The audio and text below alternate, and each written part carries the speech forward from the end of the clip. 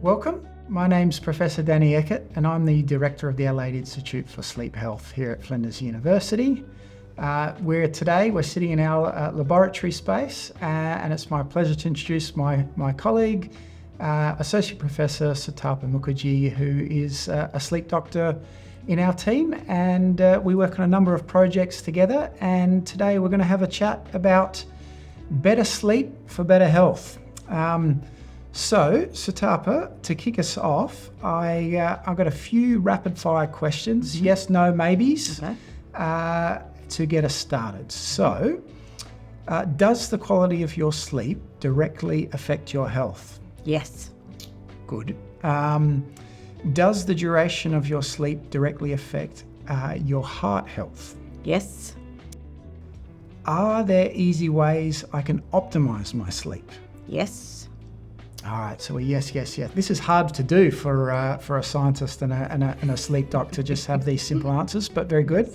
Okay, now 2 sentences. Why do we sleep? So we sleep because it's a primitive biologic need. We have to sleep for good health. And in fact, if you deprive people of sleep, it's actually considered a form of torture. But sleep itself has got a number of biological functions. So one of the most important things is it helps to detoxify all the toxins that accumulate during the day.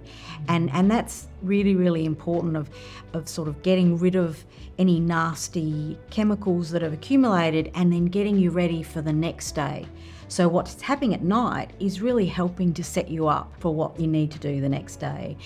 But beyond that, it definitely has an effect on the immune system. It helps to ward off any infections and keep the immune system working well so it can keep you healthy.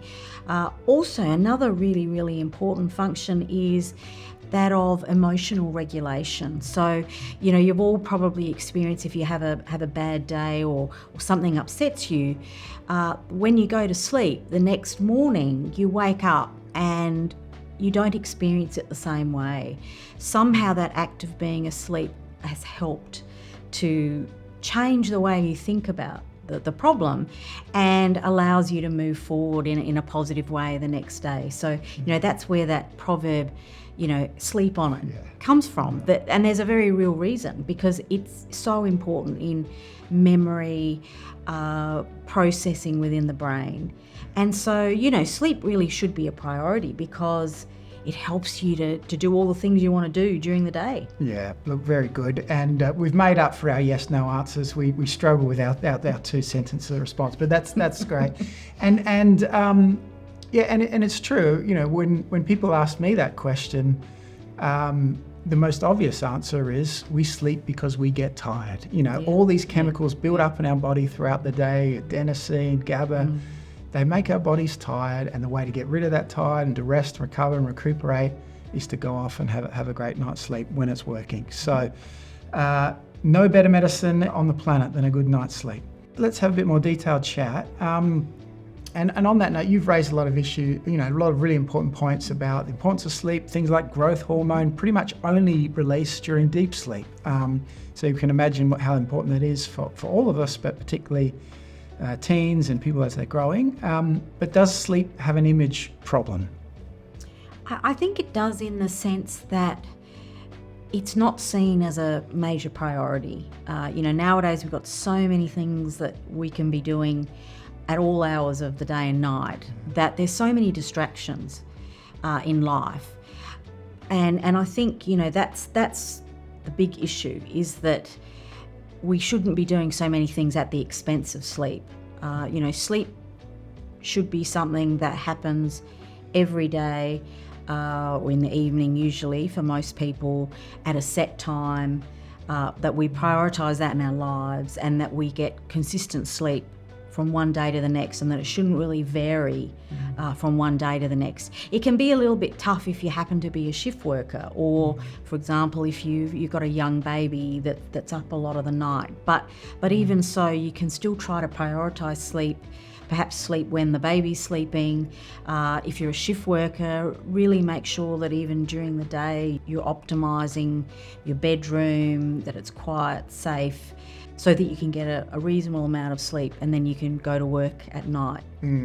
Yeah, look, this is a growing issue in our 24-hour society, isn't it? And recent reports have shown us here in Australia, 4 out of 10 Australians have inadequate sleep, and that may be due to a variety of different reasons. 17% of Australians are shift workers. That's a large population that can be difficult to work to try and sleep against your natural body clock.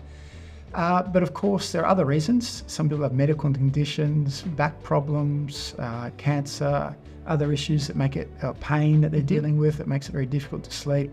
And of course, 1.5 million or more Australians have sleep disorders, clinical sleep disorders, insomnia and sleep apnea. So, $66 billion a year economically, but the productivity and the life impact is huge. So, yes, absolutely, sleep should be up there as one of the important pillars of health and indeed the foundation for a good, healthy, happy life. So we've talked a little bit, I guess, about what happens if you don't get enough sleep or you don't get enough good quality sleep. What are some other examples that you think of, or perhaps on the research side that's coming out now? Just that we continue to learn as sleep scientists and sleep professionals. What's the latest? So there's a lot of research that we're involved in here at Adelaide Institute of Sleep Health, and a lot of that focuses on looking at ways to help people to get off to sleep, but also, treating sleep disorders differently. For example, you and I are involved in a number of studies where we're trying to develop new technologies to treat sleep disorders, to treat insomnia. Yeah, absolutely. And I'm thinking about some of the work that the team has just done, showing us about the timing of sleep and how important that is. You mentioned routine, and that's the importance of routine. So, but I guess if we start with sleep duration, so this study, we studied over 65,000 people globally with these technology with sensors under their mattresses over a 9-month period. And we found that, over 30% of the population globally, adults that is, are not getting the recommended 7 to 9 hour sleep on average. And perhaps even more alarmingly, even the people that on average are getting enough sleep over that period, 40% of the time they're outside that range. And we know things like social jet lag, that is where you don't sleep enough during the week and you try to catch up on the weekends, associated with adverse health consequences. And that was the other thing that we sort of saw in some of these studies, was that even if you vary the time you go to bed by more than 30 minutes on a regular basis throughout the week, that's associated with 30% more chance of having high blood pressure, which can lead to all sorts of cardiovascular problems. If you vary that time that you go to bed by 90 minutes or more, you're looking at 90% more likely to have high blood pressure. So these are, that's independent of how long you sleep, actually. So these are very important effects. So yes, the message is clear. Sleep is vital for a happy, healthy life. If you don't get enough of it, or it's disrupted, or if you're out of routine, it can affect every single organ, in fact, every single cell in the body adversely. But the flip side is prioritising it, getting enough of it. If you've got a sleep disorder and seeking help, there are solutions. So yes, we've established that perhaps it does have a sleep image problem, but things are on the improve there. And I guess just to finish, let's just talk about one thing that we each do to prepare for a good night's sleep. So for me, the thing that I do is I make sure that I turn my electronic devices off about an hour before sleep and I don't look at them. That really helps me to start withdrawing from the world so that I can be ready for sleep. Absolutely. No, that's a good one. And I guess one of the things that I've done as a result of the field that I work in and recognising the benefits of sleep is really prioritising sleep and making sure I do everything I can to get enough and to try and keep a consistent pattern and doing all those other things that help optimise sleep, making sure that the bedroom's quiet, dark, and keeping those electronic devices out as best we can. All right. Thank you so much, Sutapa, for the chat. Thank you.